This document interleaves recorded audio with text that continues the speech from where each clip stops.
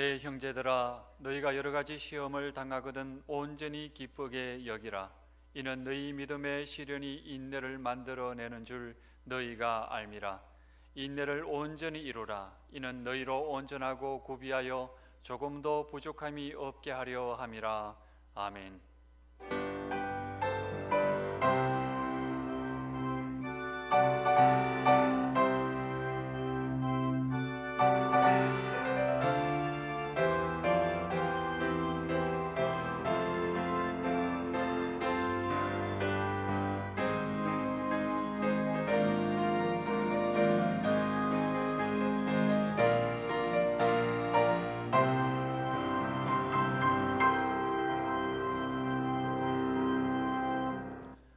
전능하신 주 하나님, 주의 백성들이 거룩한 주일을 맞이하여 성삼위 하나님께 온전히 예배드리기 원합니다.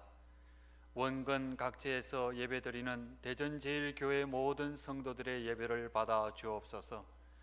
성삼위 하나님, 저희들 가운데 자정하시어 주의 백성들의 찬양과 기도를 기쁘게 받아주시고 주의 은혜로 새롭게 되어 이 세상 가운데서 하나님의 뜻을 따르는 주의 종들이 되게 하옵소서. 예수님 이름으로 기원하옵나이다. 아멘.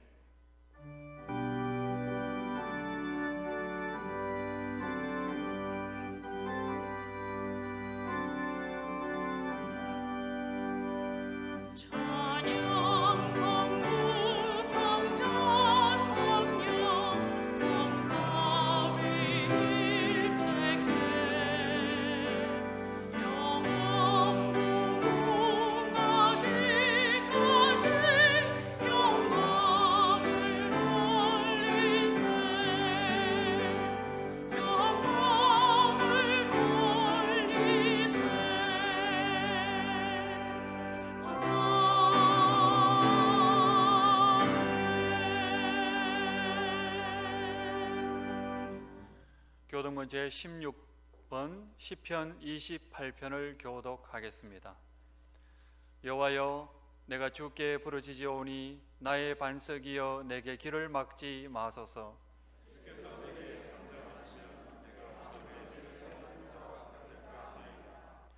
내가 주의 지성소를 향하여 나의 손을 들고 주께 부르짖을 때에 악인과 악을 행하는 자들과 함께 나를 끌어내지 마옵소서.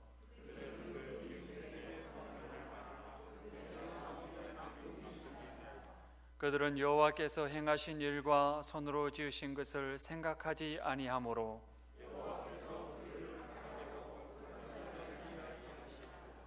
여호와를 찬송하며 여호와는 나의 힘과 나의 방패이시니 여호와는 그들의 힘이시요 그의 기름 부음 받은 자의 구원의 요새시로다. 아멘.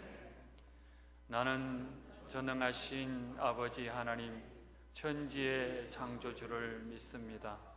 나는 그의 유일하신 아들 우리 주 예수 그리스도를 믿습니다. 그는 성령으로 잉태되어 동정녀 마리아에게서 나시고 본디오 빌라도에게 고난을 받아 십자가에 못 박혀 죽으시고 장사된 지 사흘 만에 죽은 자 가운데서 다시 살아나셨으며 하늘에 오르시어 전능하신 아버지 하나님 우편에 앉아 계시다가 거기로부터 살아있는 자와 죽은 자를 심판하러 오십니다. 나는 성령을 믿으며 거룩한 공교회와 성도의 교제와 죄를 용서받는 것과 몸의 부활과 영생을 믿습니다. 아멘.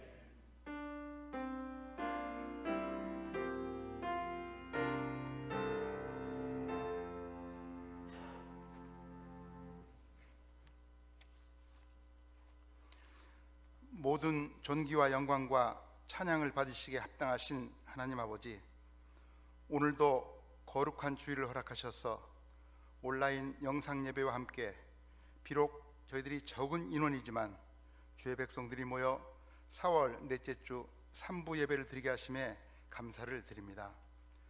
사랑의 주님, 저희의 죄를 따라 처벌하지 아니하시고 저희의 죄악을 따라 갚지 아니하시는 주님의 큰 사랑을 생각하면서도 세상 유혹에 쉽게 끌렸던 한 주간이었으며 주님의 도우심과 은혜를 잊고 사람을 의지하며 나약함에 빠졌던 생활이었음을 이 시간 고백합니다. 연약하고 무지한 저희의 심령을 불쌍히 여기시고 크신 은혜를 베푸시어 용서하여 주시옵소서. 은혜의 주님, 그동안 저희들이 주님 앞에 드렸던 일상적인 예배가 얼마나 귀하고 감사했는지를 절실하게 깨닫는 요즘입니다. 하나님께서 만드신 사람의 존재의 목적이 하나님께 예배하며 찬양하는 것임을 망각하고 저희 소견에 옳은 대로 행동한 적이 많았으며 주님께서 받으시는 예배를 얼마나 올려드렸는지를 생각해 보면 너무나 부족하고 부끄러워서 다시 주님 앞에 고백하며 주님께 용서를 구합니다. 부활이요 생명이신 주님, 주님이 사망 권세를 깨뜨리시고 부활하신 지 2주간이 흘렀지만 저희는 여전히 주님의 부활을 기뻐하며 찬양드립니다. 부활을 믿는 저희 모두가 성령의 도우심을 받아 부활하신 주님의 현존과 능력을 체험하는 삶이 되게 하여 주시옵소서. 함께 하시는 주님, 주님께서 세우신 교회는 어려움에 처할수록 더 강해졌으며 성도들도 환난을 당할수록 믿음이 더 굳세졌음을 성경을 통해 역사적인 교훈을 통해 알게 되었습니다.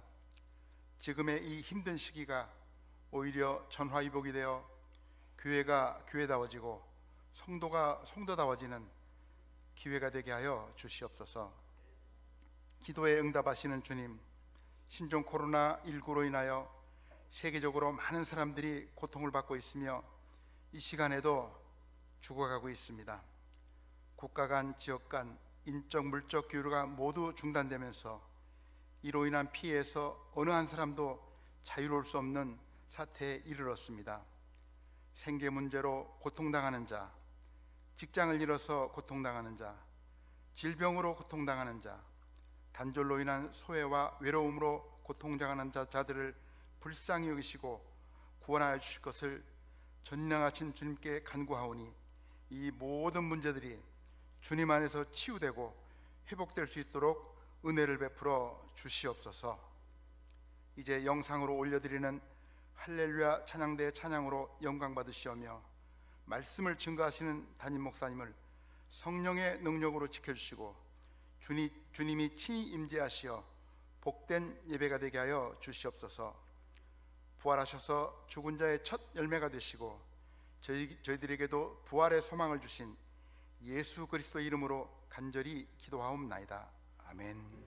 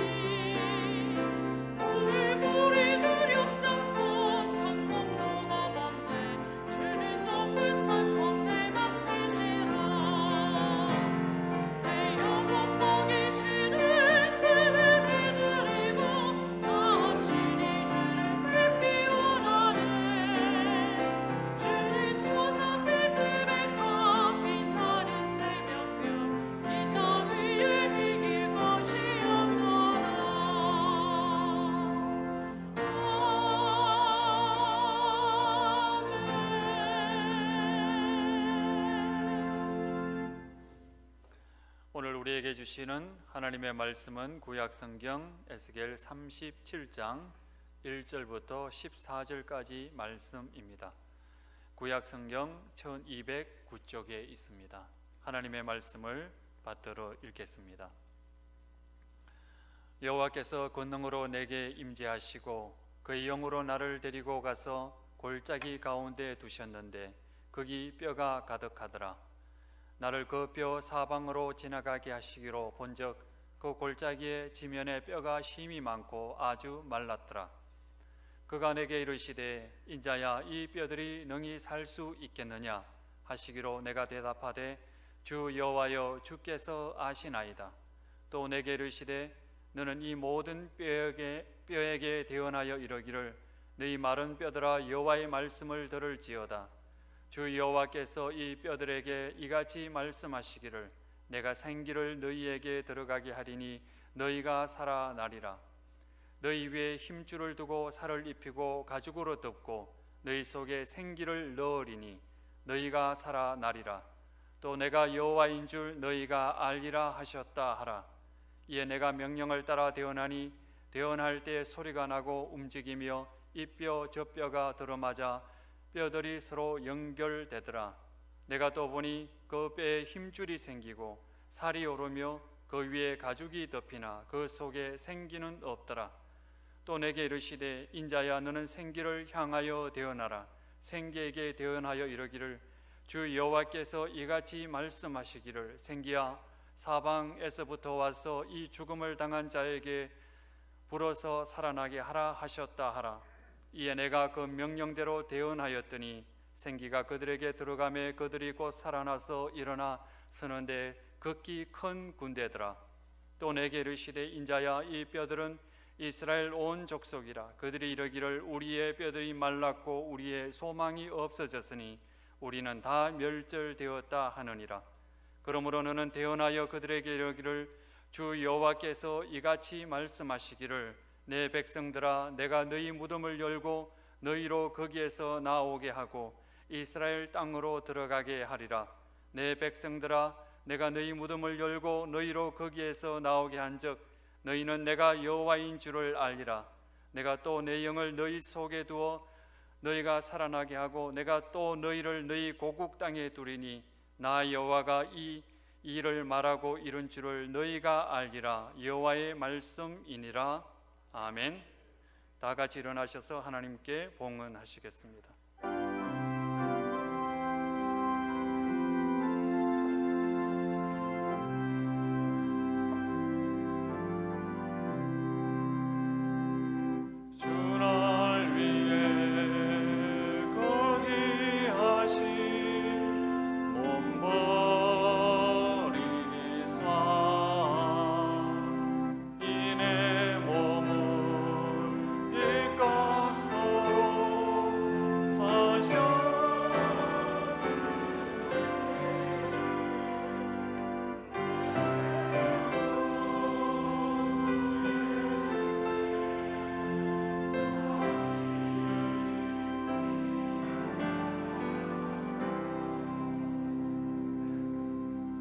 하나님 아버지, 주님 앞에 이 귀한 예물을 올려드립니다. 주님이 잘 알고 계십니다. 얼마나 주의 백성들의 삶의 현장이 고단하고 피곤하며 엄청난 압박과 핍절을 겪고 있는지 주께서 알고 계십니다. 그럼에도 불구하고 하나님 앞에 마음과 정성을 모아서 주님께 예물을 올려드립니다. 모든 것이 주님으로부터 왔음을 고백하기 때문입니다. 내가 존재하는 것도, 우리의 가정도, 자녀들도, 부모님들도 다 주님께로부터 왔음을 고백하며 이 예물을 올려드리는 주의 백성들을 주께서 일일이 기억하시고 위로하시고 하늘나라의 풍성한 은혜와 복으로 신령한 은혜로 주님이 채워주셔서 이 세상의 것으로는 감당할 수 없는 하늘의 영원한 것으로, 신령한 것으로 채워주시고 충만케 하여 주옵소서. 이 세상의 모든 것들이 한시적이지만, 이 땅에 조금 지나면 없어질 것이지만, 그럼에도 불구하고 하나님의 영원한 것을 추구하는 주의 백성들 삼아 주셨사오니 하나님께서 믿음 주시고 확신 주셔서 이 믿음의 전진을 지속할 수 있도록 힘과 능력을 더하여 주옵소서. 지금도 병상에 누워있는 우리의 어버이들, 모든 환자들을 주께서 기억하시고 주의 치유의 광선으로 깨끗하고 온전케 회복시켜 주옵소서. 특별히 우리 어버이들을 강건하게 지켜주시고 후손들은 다 효도하고 복량하며 주님이 명령하신 내 부모를 공경하고 그 말씀을 따라 잘 순종하라고 하시는 그 놀라운 말씀을 따라 행함으로 이 땅에서 잘되고 장수하는 축복 다 누리게 하여 주옵소서. 미자립교회, 개척교회, 또한 캠퍼스의 모든 선교하는 일꾼들, 또 해외에 계신 모든 선교사님들 일일이 기억하시고 하나님의 능력으로 붙잡아 주시고 힘들고 어려운 가운데서도 주님 의지함으로 넉넉히 이길 수 있도록 은총을 내려 주옵소서. 하나님, 우리 대전 제일교회가 11,100을 이루는 복의 근원되는 교회로 삼아주심을 감사드립니다. 지금은 미약해 보이지만 그러나 하나님께서는 놀라운 사랑으로 주의 백성들을 일으키시고 하나님께서 주시는 10,000명의 신실한 봉사자들, 1000개소의 미자립교회, 개척교회, 캠퍼스를 돕고 섬기는 그런 교회, 100개의 해외 전방 개척기지를 설립하는 그런 교회가 될 수 있도록 주의 백성들의 삶의 현장을 축복하시고 강건하게 하시고 복이 되게 하여 주옵소서.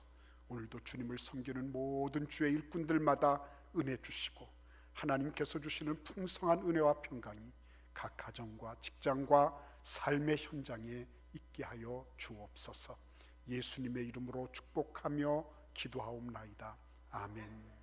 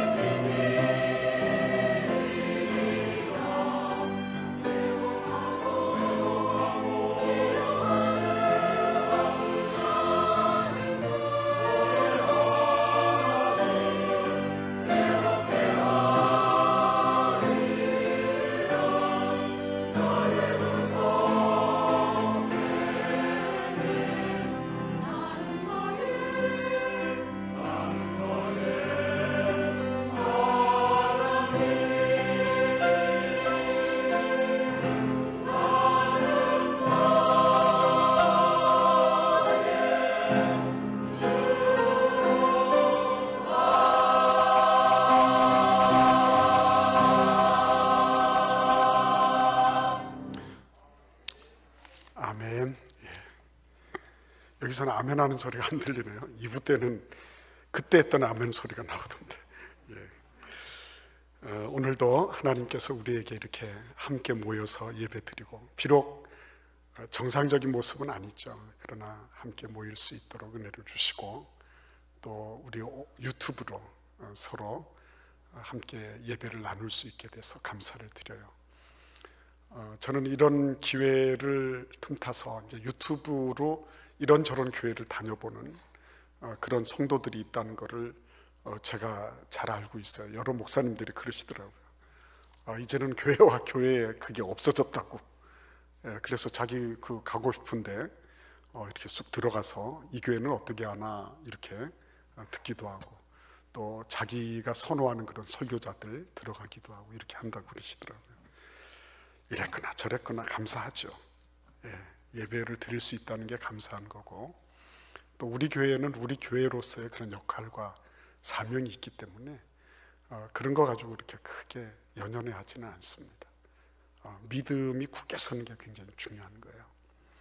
오늘 우리는 이 에스겔서 37장에서 어떻게 마른 뼈들이 군대가 되었느냐, 마른 뼈, 허옇게 백골이 된 이 마른 뼈들이 어떻게 해서 군대가 되었느냐, 이 얘기를 우리가 이 본문을 통해서 들었습니다. 그러나 중요한 것은 그냥 이렇게 우리가 들었지만 한 번 더 들어가서 이 과정을 살피는 게 필요한 거예요. 왜냐하면 이게 회복의 과정이기 때문입니다. 이 말은 회복의 과정을 거꾸로 하면 붕괴된 과정이기도 한 거거든요. 그러니까 회복시키는 과정을 우리가 자세히 보면 어디에서 우리가 떨어졌는지를 또한 알 수가 있는 거죠. 그래서 여러분, 우리나라에 이 백골이 부대가 된 교회가 있죠. 교회가 아니라 사단이 있어요. 백골 부대라고. 3사단이 백골 사단이래요. 원래는 이 서북 청년단이라는 북한의 평안도를 근거지로 하는 그런 소위 말하면 공산 정권에 투쟁하는 그런 게릴라 부대 청년들이 모여서 이 백골 부대의 모체가 됐다 그러네요. 처음에는 사자부대라 그랬는데 어느 날 자기들이 우리가 죽어서 백골이 되어서라도 고향 땅을 반드시 탈환하겠다, 이런 뜻으로 이 철모 이 양쪽 주변에다가 백골을 그려가지고 다니면서 그게 사자보다 훨씬 멋있다고, 그래서 백골 부대가 됐다 그래요. 근데 중요한 거는 우리가 백골 부대의 역사를 아는 게 아니라, 이 백골 부대는 살아있는 사람이 백골로 가는 거잖아요. 근데 오늘 우리가 에스겔서 37장에서는 죽었던, 그래서 백골이 됐던 이런 정말 형해도 없이 사라질 이런 존재들이 강한 군대가 되는, 거꾸로 가는 그런 본문을 우리가 읽게 된 겁니다. 그래서 오늘 우리는 이 부분을 읽으면서 아까 말씀드린 것처럼 어떻게 회복돼 가느냐, 회복될 때 어떤 일들이 있느냐 하는 것을 보면서 동시에 우리가 그러면 어디에서 떨어졌나 하는 것을 함께 살피는 그런 시간을 갖도록 하겠습니다. 맨 먼저 우리의 주된 관심사는 회복이죠. 빨리 이 코로나 사태가 정상화되고 아이들도 빨리 학교도 가고 정말 만나는데 아무 부족함이 없도록, 문제가 없도록, 사회적인 거리니 뭐니 이런 것 없이 이전처럼 다 회복이 됐으면 정말 좋겠어요. 근데 그게 언제 어떻게 될지 우리는 알 수가 없습니다. 9월달 다시 또 올 것이다 하는 그런 전문가도 있는가 하면 이게 3년 주기로 앞으로는 계속 오게 될 거다, 이게 상시화될 것이다 하는 끔찍한 예견을 하는 사람도 없지 않아 있어요. 그렇기 때문에 이런 상황 속에서 하나님은 과연 우리를 어떻게 이끌고 가시느냐 하는 것입니다. 에스겔이 하나님의 영의 인도함을 받아서 어디로 갔습니까? 골짜기로 갔는데 거기 뼈가 가득하다 그랬어요. 이게 오늘 37장 1절의 서두를 여는 말씀입니다. 그런데 이 서두의 말씀 그 다음을 우리는 생각해 봐야 돼요. 2절을 같이 읽어보도록 하겠습니다. 에스겔서 37장 2절입니다. 나를 그 뼈 사방으로 지나가게 하시기로 본즉 그 골짜기 지면에 뼈가 심이 많고 아주 말랐더라. 여러분, 하나님께서 하나님의 영으로 에스겔을 데리고 가신 곳은 뼈가 가득한 골짜기였어요. 그리고 뼈 사방 통로를 지나다니다 보니까 이 뼈가 엄청이 많고 그리고 아주 말랐다는 것을 에스겔이 이제 보도를 하고 있습니다. 중요한 것은 이거죠. 하나님이 그의 영으로 에스겔을 데리고 가신 곳은 천국이 아니었습니다. 그의 영으로 에스겔을 데리고 가신 곳은 바벨론의 수상궁이 아니었어요. 중요한 건 뭡니까? 뼈가 나뒹굴고 있는 그런 이스라엘의 현장, 이스라엘 나라와 민족의 현실, 현실태로 그를 이끌고 가신 거예요. 항상 그래서 하나님은 우리를 인도하실 때 현재 여기에서부터 시작하십니다. 절대로 하나님이 모호하거나 무슨 신기루를 보는 것처럼 그런 어떤 이상한 그런 희망 속에서 시작하지 않도록 하세요. 항상 그렇습니다. 예수님이 베들레헴 마구간에서 태어나셨다. 참 예수님이 겸손하셨다. 짐승들의 그런 모습 속에서 가난한 모습으로 오셨다. 우리 그거 다 알고 있어요. 그러나 예수님이 그렇게 오신 이유는 뭐죠? 우리 인간의 실태를 직접 맞닥뜨리게 하신 거예요. 인간의 실태가 뭡니까? 냄새나죠? 그죠? 인생이 여러 가지 문명, 문화 뭐 이런 걸로 치장을 하고 있지만 그 안에는 뭐가 있죠? 동물적인 본성과 본능과 죄악의 냄새나는 것, 더러운 것들이 가득 차 있죠. 어린 갓난 아기 예수님부터 하나님은 절대로 현실을 비껴가거나 우회하도록 하지 않았습니다. 그러니까 종교를 아편이라고 생각하는 사람들은 이런 걸 보지 못하는 거예요. 종교는 절대로 진통제가 아닙니다. 우리가 예수 그리스도를 믿는 것은 몇 대 진통제 맞고 그때 겨우겨우 대증요법을 쓰라고 우리를 그렇게 부르신 게 아니에요. 우리를 부르실 때는 뭐예요? 근원적인 치료책을 주시기 위해서 부르신 거예요.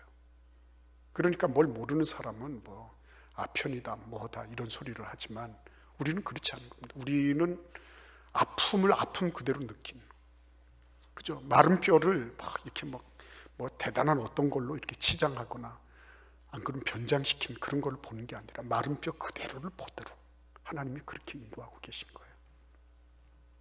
그러니까 여러분, 우리가 예수 그리스도를 믿는다는 것은 사실 그대로 그 현실에 있는 그 실태 그대로를 보고 맞닥뜨리고 직면하도록 하나님이 우리를 그렇게 부르고 계시다고 하는 것입니다. 그 사방 통로를 다녀보니까 어떻죠? 처음에는 그냥 뼈가 많다 이렇게만 얘기했죠. 뼈가 가득했다. 근데 그 다음에 2절에 보니까 뭐라 그랬습니까? 사방을 이렇게 다니면서 어떻게 뭘 봤죠? 뼈가 많은데 아주 말랐다 그랬죠. 이 장면은 뭘 의미하는 겁니까? 아주 말랐다고 하는 거는 이제 백골화가 진행이 되는데, 백골화는 수주에서 1년 사이에 진행되는 겁니다. 백골화가 진행이 되고 또 돼가지고 뼈에서 이제 수분이 다 날아가고 그 다음엔 뭐가 되죠? 풍화작용이 일어나는 거죠. 그래서 이렇게 미풍이 불어도 이 뼈가 이제 이 뼈에서 이제 먼지 같은 것들이 날아가고 점점 분해되기 시작하는 겁니다. 그래서 살짝만 충격이 가해져도 와치끈 무너지는 그런 상태가 되는 거예요.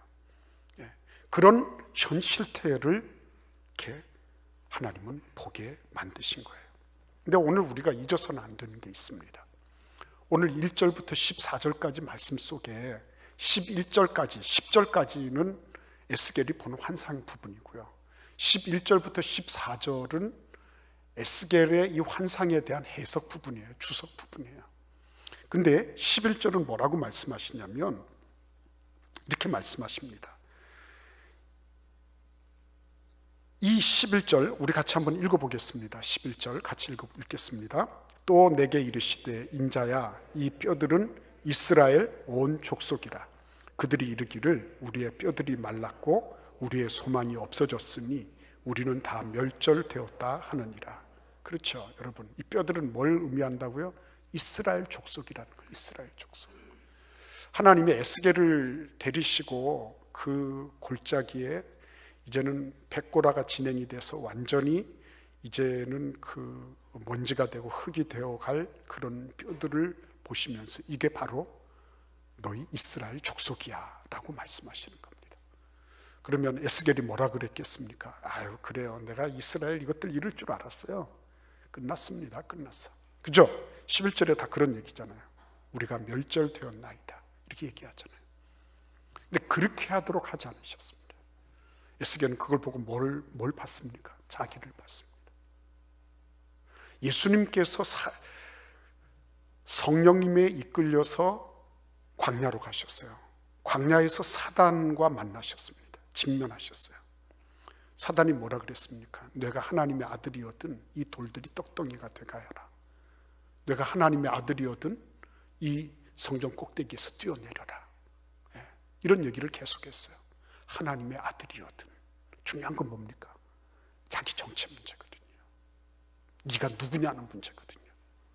그러니까 하나님의 영이 에스겔을 데리고 가셔서 딱 만나게 하신 것은 이스라엘 자기 자신이었습니다. 에스겔은 하나님, 나는 말씀대로 살고 말씀대로 선포했는데요, 하나님이 그러실 거예요. 그러면 너는 이스라엘이 아니냐? 이렇게 물으실 거예요. 그렇죠? 넌 이스라엘이 아니냐? 하나님이 코로나 사태에 대해서 나는 아무 문제가 없어요. 나는 완벽하게 청결하게 살고, 나는 어디를 뭐 외국 다녀온 적도 없고, 나는 완벽한데 저것들이 문제예요.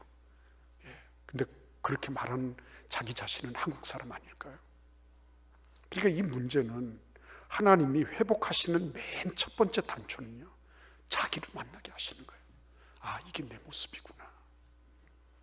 이게 누구 딴 나라 얘기를 하는 것이 아니라 이게 내 모습이구나. 그렇죠? 가정을 회복시키실 때도 누구를 탓하는 게 아니라 그렇습니다. 이게 내 모습입니다. 이 백골이 돼가지고 이렇게 마른 뼈로 나 뒹굴고 있는 게 이게 내 모습입니다. 이게 우리의 가정의 모습입니다. 이거를 보게 하시는 거예요. 그러니까 여러분, 옳은 말 바른 말 하는 사람들 많이 있죠. 저는 그런 분들 보면 참 부러워요. 어떻게 그렇게 논리 정연하게 그렇게 빈틈없이 또박또박 말씀을 잘하는지. 그러니까 부럽기도 하지만 때로는 보면 아, 그건 아닌데 싶어요. 왜 그런 줄 아십니까? 진짜 나를 만나고 나면 이게 별로 얘기할 게 없어요. 나는 10,000달란트 빚진 사람이라고요. 10,000달란트. 나는 하나님 앞에 이루 말할 수 없는 죄인이에요. 근데 그 100데나리온 빚진 그 사람 보고 내가 별로 얘기할 게 없어요. 나는 하나님의 은혜로 구원받고 하나님께서 나를 불쌍히 여기셔서 나를 여기까지 살려주셨다. 그것만으로 감사하는 거예요. 그러니까 정말 내가 하나님의 인도함을 받아서 회복의 과정에 들어갈 때 하나님은 누구를 먼저 회복시키십니까? 나를 먼저 회복시키는. 그 사람 누굽니까? 백골이 되어서 이 나 뒹굴고 있는 나 자신의 모습, 그거를 직면하게 하시는 거예요. 그러니까 어디에서 떨어진 겁니까? 자기 성찰 안 된 거죠. 전부 남 탓이죠. 전부 누구 탓이고 누구 탓이고 뭐가 잘못됐고 어디가 잘못됐고 이런 소리 하다가 밤새잖아요. 근데 그것은 하나님의 인도하심을 받는 모습은 아니에요. 하나님의 인도하심을 받을 때 하나님은 틀림없이 먼저 나를 겨냥하십니다. 이사야가 성전에 들어가서 나라가 휘청휘청했잖아요. 이제 왕은 죽고 그리고 이제 뭐 어떻게 할 바를 몰라요. 근데 하나님은 나라에 대해서 이런 방법하지 않으십니다. 이사야, 네가 문제구나. 네가 문제구나. 그래서 자기가 그러잖아요. 내가 입술이 부정한 사람 가운데 거하면서 내가 하나님을 이렇게 배웠구나. 자기의 모습을 보니까 아, 내가 이런 꼴이었구나. 나는 망하게 되었구나. 그 고백하잖아요. 그렇죠?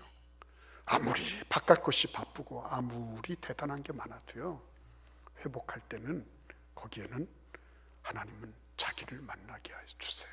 이스라엘이 자기 안 만나고 애굽을 만나고 바벨론의 주파를 던지고 이러면서 무너져 간 거죠. 잘 기억하십시오, 여러분. 탓을 돌리는 건 쉬운 일이에요. 그러나 자기를 만나는 건 결코 쉽지 않은 일입니다. 내가 무너지지 않으면 불가능한 일이에요. 그래서 그것 때문에 우리 선배들은 금식하면서 하나님 앞에 나뒹굴었어요. 그것 때문에 하나님 앞에 정말 작정하고 기도하면서 내 모습을 보여달라고 그렇게 간구했어요. 여러분, 나를 건너뛰고 회복하면 회복된 것 같죠? 돈 좀 벌고 좀 괜찮게 하면 다 된 것 같죠? 천만의 말씀입니다. 기초가 없는 거예요. 그거는 다 터져 넘는 거예요. 그런 꿈도 꾸지 마세요.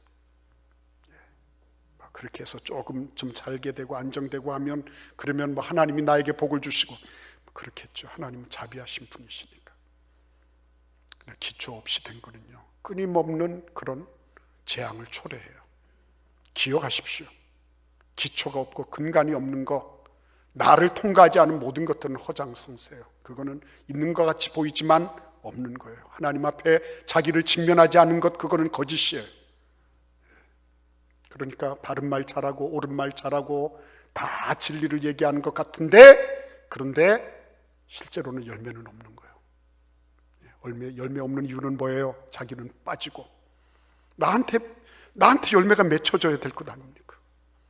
나한테 내가 먼저 열매 맺어야 될 것 아닙니까? 그래야지 내 주변에도 내 자녀들도 우리 모든 가족도 열매 맺을 것 아닙니까? 그런데 나는 거기에 빠져버리고, 그리고는 모든 것은 전부 다 바깥쪽에 다 있는 거, 그건 하나님의 인도하심은 아니에요. 하나님 인도하실 때는 반드시 자기를 직면하게 하십니다. 그래서 여러분 3절에 보시면 하나님이 이렇게 물으십니다. 인자야, 이 뼈들이 능히 살 수 있겠니? 이렇게 에스겔에게 묻습니다. 그러니까 에스겔이 대답합니다. 주 여호와여, 주께서 하십니다. 주님께서 하십니다. 이 말은 무슨 말이에요? 제 아무리 말을 끌고서 강가로 갔다고 해요, 말이 그 물을 마셔야지 마시는 거예요. 그 말은 무슨 말입니까? 자기가 그거를 하려고 해야 돼요.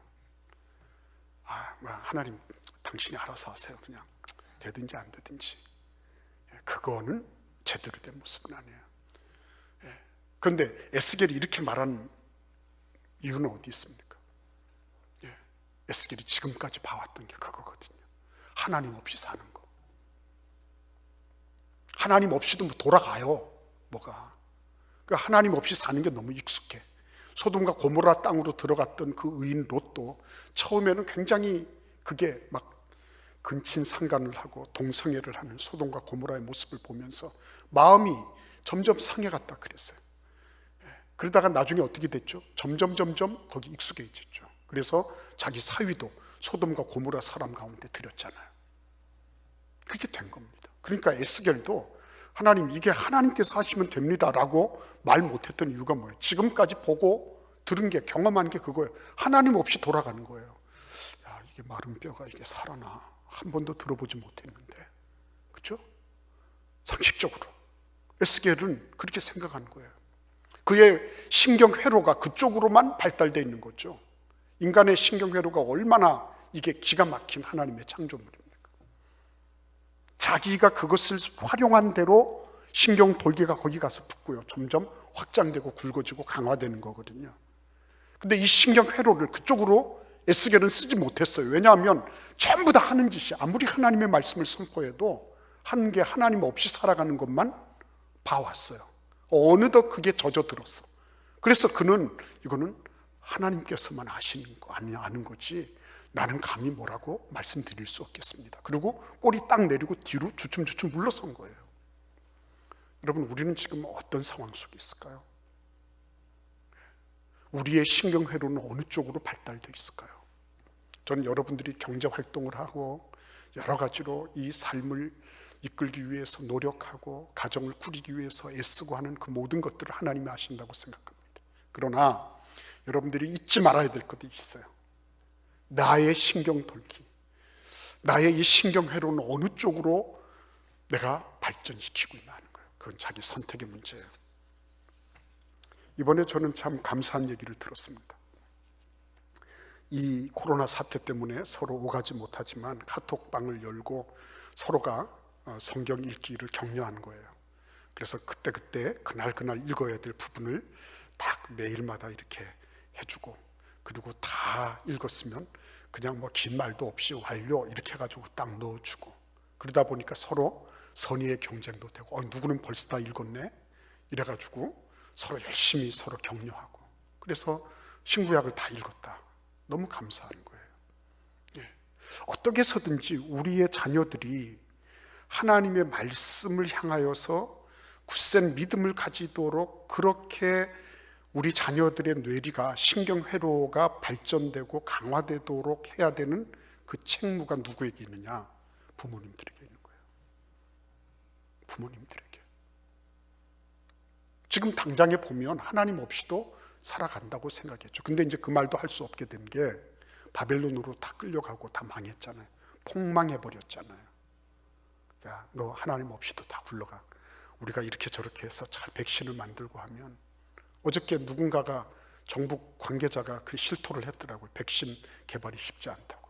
금세라도 될 것 같이 하다가. 말씀드렸잖아요. 에볼라 바이러스, 그거 백신 아직 45년이 지났지만 아직 개발되지 않았다고. 개발되지 않은 게 아니라 개발 못했어요. 예. 메르스, 사스 아직 멀었어요, 여러분.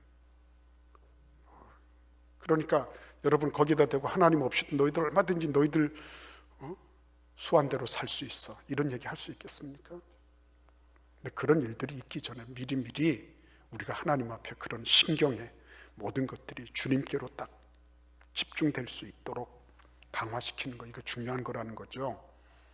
그거는 이 세상에 이런 것들에 의해서 잡히지 않는, 이 세상에 의해서, 물론 세상이 이렇게 저렇게 부침을 거듭할 때는 그리스도인들도 같이 부침을 경험할 수밖에 없어요. 죄악 세상이니까 죄악 세상이 가지는 그런 영향을 아무튼 직간접적으로 받을 수밖에 없어요. 예수님도 그 바람에 십자가에 달려 죽으셔야 했잖아요. 그러나 중요한 건 그것 때문에 지지 않는다는 거예요. 그것 때문에 우리의 영이, 우리의 근본 실체가 무너지지 않는다는 거예요. 그게 중요한 거예요, 여러분. 그래서 하나님께서 말씀하시죠. 내가 잘 모르겠습니다. 하나님, 주님께서 아시죠. 내가 뭘 알겠습니까? 난 날마다 보고 듣고 경험한 게 하나님 없이 사는 건데 난 잘 모르겠습니다. 난 비록 선지자지만 그렇습니다. 그랬더니 하나님 뭐라 그러세요? 4절에 보시면, 4절 읽어보겠습니다. 또 내게 이르시되 너는 이 모든 뼈에게 대언하여 이르기를 너희 마른 뼈들아 여호와의 말씀을 들을지어다. 대언한다는 말은 히브리어로 나비라는 말이에요. 나비라는 말은 선지자라는 말과 같아요. 다른 말로 말씀드리면 이 말씀은, 대언한다는 이 말씀은 내가 그 말씀의 심부름꾼이 된다는 거예요. 내 얘기, 내 의견, 나의 철학, 사상 이런 거를 조미료를 가미하고 이런저런 것들을 집어넣어서 얘기하는 것이 아니라, 강의를 하는 게 아니라 그것을 어떻게 하는, 그대로 택배에서 심부름하는 거예요. 너 심부름꾼이 되라, 이렇게 말씀하십니다. 에스겔아, 넌 왜 그렇게 말을 안 듣니? 넌 지금까지 나를 경험하지 않았니? 그러면서 하나님이 시간 낭비하지 않으시고요, 너 바로 대언해, 이렇게 말씀하시는 겁니다. 하나님은 확신이 있으신 거예요. 우리 식으로 얘기하면 자신감이 있으신 거예요. 지금까지 보고 듣고 경험한 게 불신의 세계였습니다. 근데 거기에 불신을 회복하는 거, 그건 뭐예요? 그게 믿음으로 나가는 길은 그건 뭡니까? 이거 하나님이 시키신 대로 하는 거거든요. 그래서 지금까지 네가 사방 통로를 다니면서, 죽음의 통로를 이렇게 저렇게 다니면서 마른 뼈, 이게 심이 말랐다는 것도 보고 이런저런 리포트를 했는데 이제는 네가 말씀의 통로가 되라, 이렇게 말씀하고 계신 거예요. 말씀의 통로. 말씀의 통로. 그래서 말씀의 통로가 돼서 그렇게 대언을 했습니다. 뼈들아, 내가 너에게 생기를 넣어줄 것이다. 그래서 너희 위에 심줄을 두고 살을 입히고 가죽으로 덮고 그렇게 해서 너가 다시 살아날 것이다. 그렇게 대언을 했습니다. 자, 그러면 7절을 읽어보겠습니다. 이에 내가 명령을 따라 대언하니 대언할 때 소리가 나고 움직이며 이 뼈 저 뼈가 들어맞아 뼈들이 서로 연결되더라. 아멘. 와, 이게 참 희한하죠. 여러분 한번 가만히 한번 귀를 이렇게 기울이고 한번 들어보세요. 이 뼈가 가서 득끄덕 득끄덕 툭툭툭툭 막 이렇게 여기저기서 막 이렇게 가서 붙어. 예? 마른 뼈들이, 예? 그렇게 막 붙는 소리가 들린다고 해보세요. 얼마나 좀 섬뜩하겠습니까? 그렇잖아요. 여러분 그 성형외과에서 이렇게 다리 연골 수술하고 이러시는 분들 처음에 다리 꺾는 거 여러분 아시죠? 그죠? 벌써 인상 쓰시는 분들이 계시죠? 예. 그거 그냥 무지막지한 그 인턴이나 저 레지던트 와가지고 1년차 2년차 와가지고 자, 이 다리를 보세요. 이렇게. 예. 네, 들어 이렇게 해가지고 자, 조금 아파요 그러면서 이래가지고 꽉 이렇게 누르잖아요. 그러면 어떻게 합니까? 뚝 하고 이렇게 소리 나잖아요. 그죠? 근데 그런 소리가 듣기 좋습니까? 예, 근데 그런 소리들이 여기저기서 우두구둑 우두둑 두둑 막 이렇게 하면서 막 들린다고 해보세요. 얼마나 기가 막힐까요? 예. 근데 여러분 그런 상황 속에서 우리가 기억해야 될 게 있습니다. 이전에 이스라엘 백성들이 하나님의 말씀을 들었던 적이 있을까요? 없을까요? 있죠. 바벨론 멸망 당할 때까지도 하나님이 선지자를 보내셨죠. 그죠? 예레미야도 보내시고 다 보내셨어요. 근데 뭐가 문제였죠? 말씀을 대언했지만 그 대언한 말씀을 받아들이지 않았죠. 왜 받아들이지 않았습니까? 자기가 볼 때 손해니까. 내 기호와 내 감정과 나의 어떤 지식과 경험책에 어긋난다고 생각했으니까. 그렇죠? 손익 계산을 해보니까 내가 하나님의 말씀을 듣는 것보다 내 뜻대로 하는 게 훨씬 더 용이하고 더 좋을 것 같거든요. 그래서 불순종한 거예요. 하나님의 말씀은 들렸습니다. 들렸는데 근데 들렸지만 그들은 이행하지 않았어요. 이게 참 뼈아픈 착오입니다. 그들은 말씀을 들으려고 하지 않았습니다. 말씀을 들으려고 하지 않았어요. 그러니까 여러분 마른 뼈를 향하여 하나님이 말씀하라고 하실 때는 그때는 하나님의 고독도 거기에 묻혀 있는 거예요. 이 마른 뼈들은 차라리 하나님의 말씀을 듣는데, 저 풍랑은 하나님의 말씀을 듣는데, 바람도 하나님의 말씀을 듣는데 내 백성들은 하나님의 말씀을 들으려고 하지 않는 거예요.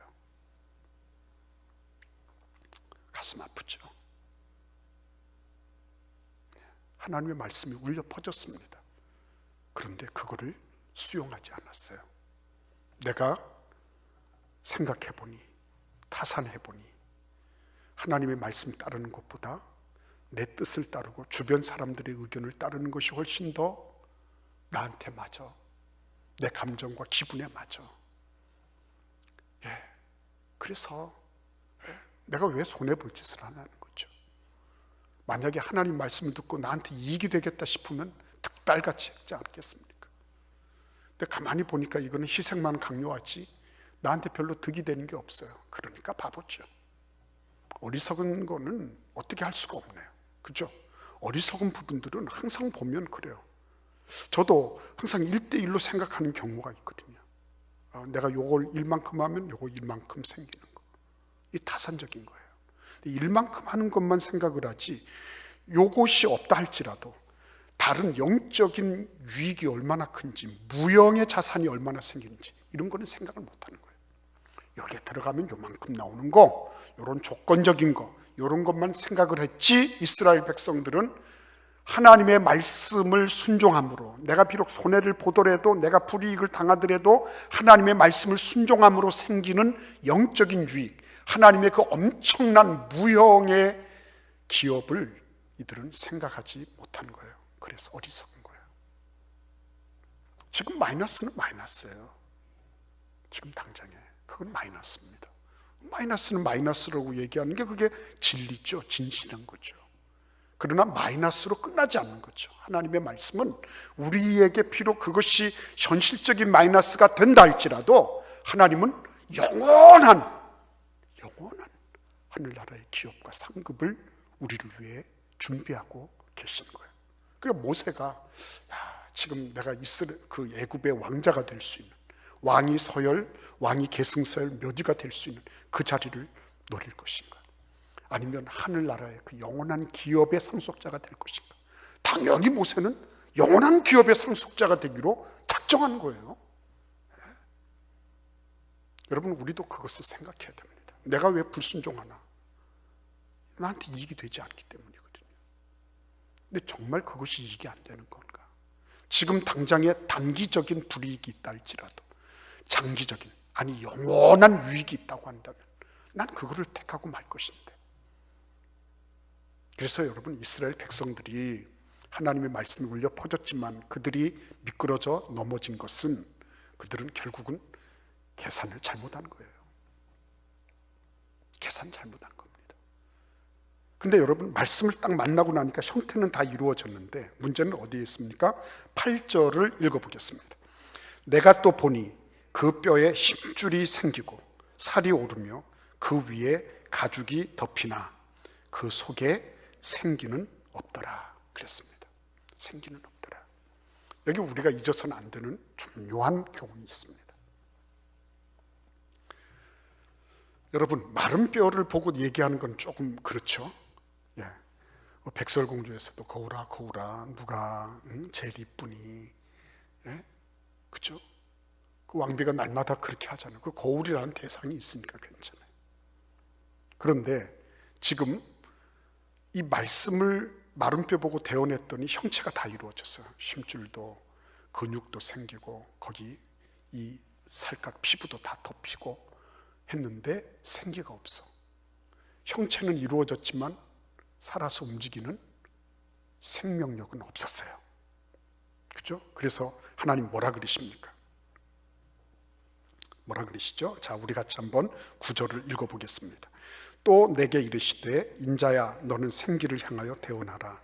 생기에게 대언하여 이르기를 주 여호와께서 이같이 말씀하시기를 생기야 사방에서부터 와서 이 죽음을 당한 자에게 불어서 살아나게 하라 하셨다 하라. 그렇죠? 자, 여기에서 에스겔이 경험했던 게 뭘까요? 우리는 영적인 상상력을 동원할 수 있어야 돼요. 뭘 경험했을까요? 여러분, 마른 뼈만 해도 대상이 있고 비록 사람은 아니지만 그에게 이렇게 얘기하고 이렇게 할 수 있어요. 근데 생기는 어때요? 눈에 보여요, 안 보여요? 물질이 아니잖아요. 그렇죠?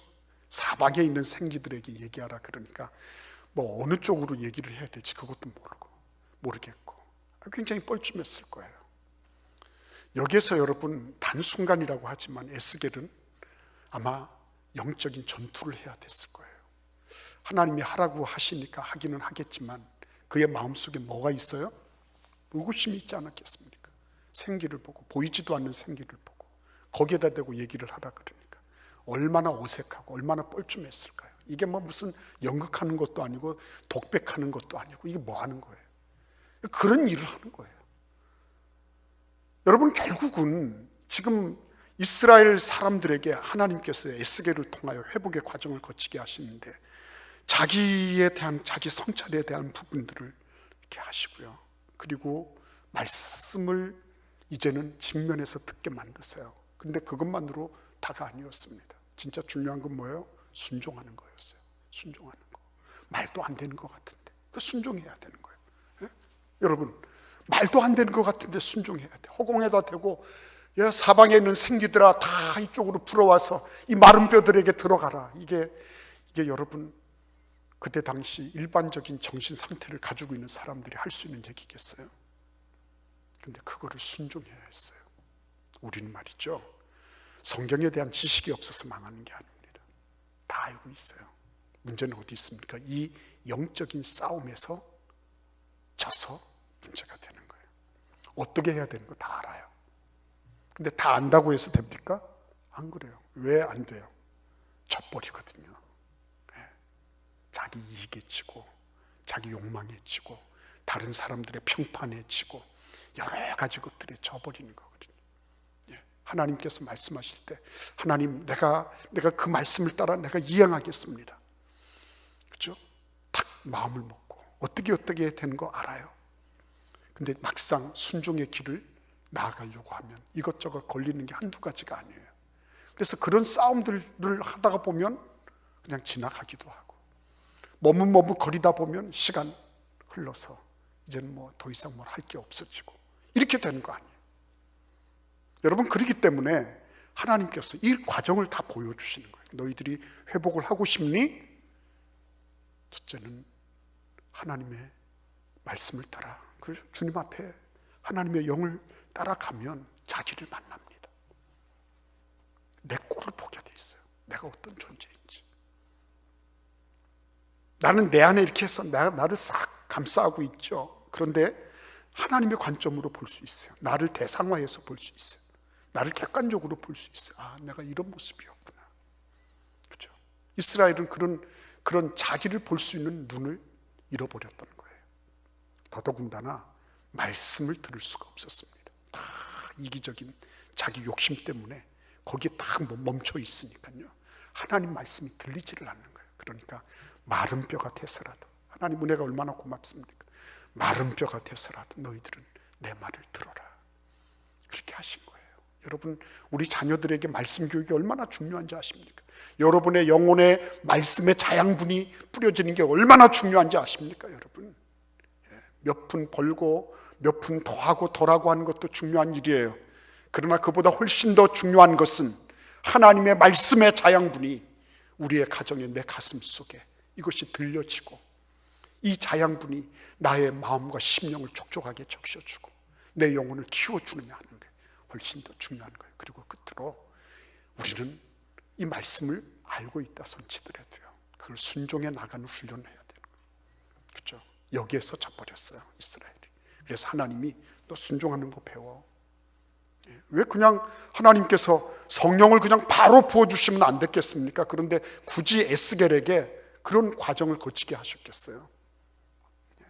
하나님이 그거 너 눈에 안 보인다고 그러지 마라. 무시하지 말고 하나님의 말씀이면 너의 감정이나 너의 어떤 경험이나 네가 가지고 있는 어떤 지식에 의하지 말고 하나님의 말씀이면 그대로 순종하고 나가.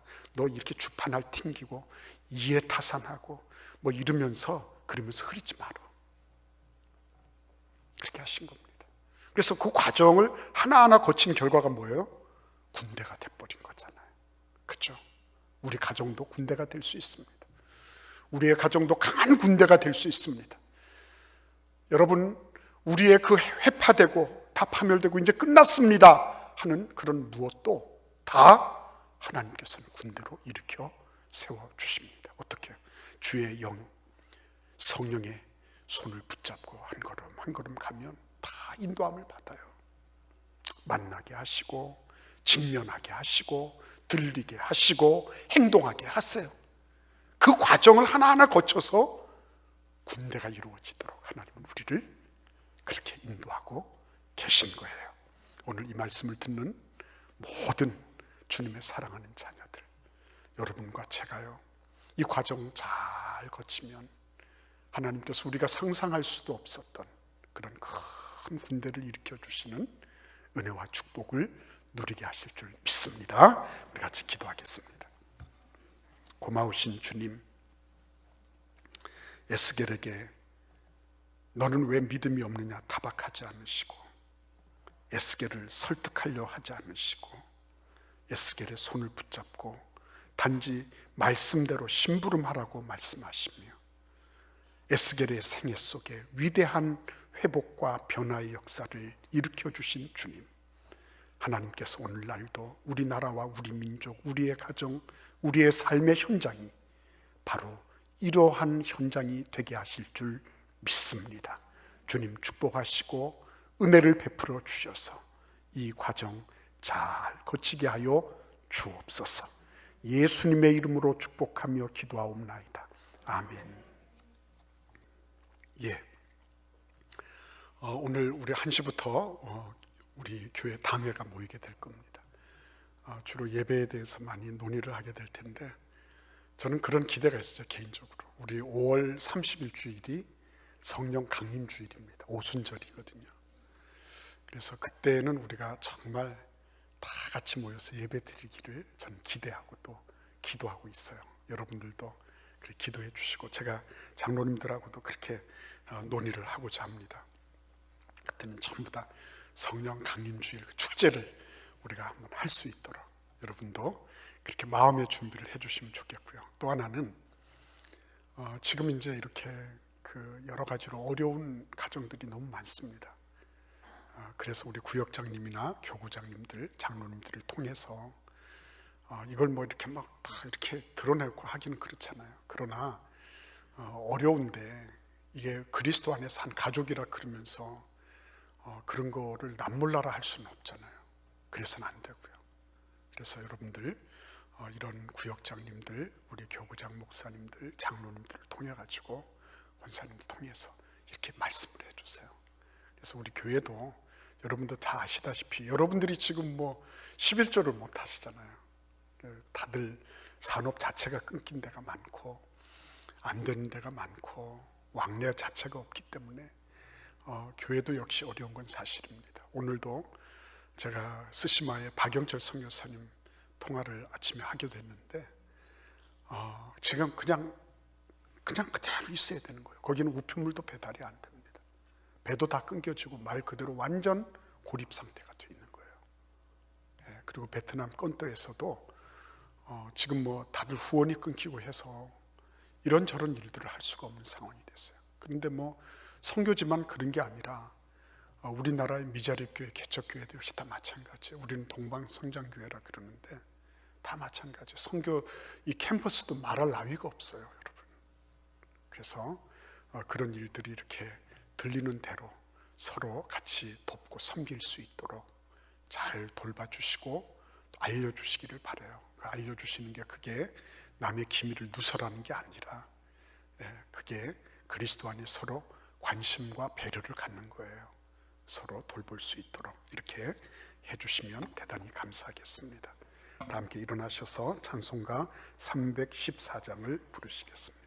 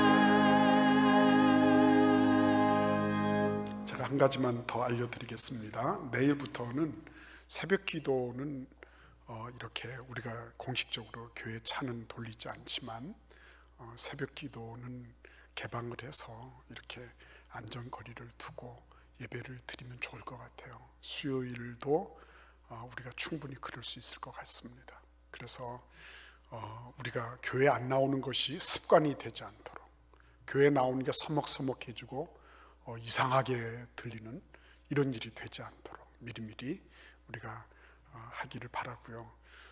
그러나 예방수칙이나 손소독을 하고 체열을 재고 기저질환이 있거나 이럴 때 발열이 있거나 할 때는 조심해서 스스로를 절제하시면서 그러면서 우리가 지킬 것은 다 지키고 그러면서도 하나님 앞에 행할 것은 행하는 그런 일들이 있기를 바랍니다. 기도드리겠습니다.